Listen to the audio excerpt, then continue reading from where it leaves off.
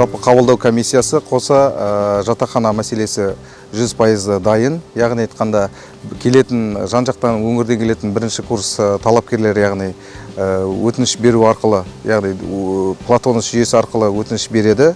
Бұл 12 мен 25 тамыз аралығында берген өтініштері 3-4 күн қабылдау комиссиясының мүшелері қарап, содан кейін шешім шығарады.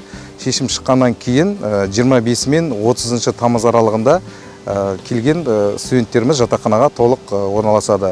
Бізде бір айтылатын мәселе, бірінші курс студенттері толыққанды жатақханамен қамтамасыз етіледі. Одан кейінгі процесс екінші, үшінші, төртінші курстар, яғни айтқанда алыс аймақтағы басқа шетелдік азаматтар, одан кейін әлеуметтік сатыдағы отбасылар кезек, яғни басымдылықпен орналасады.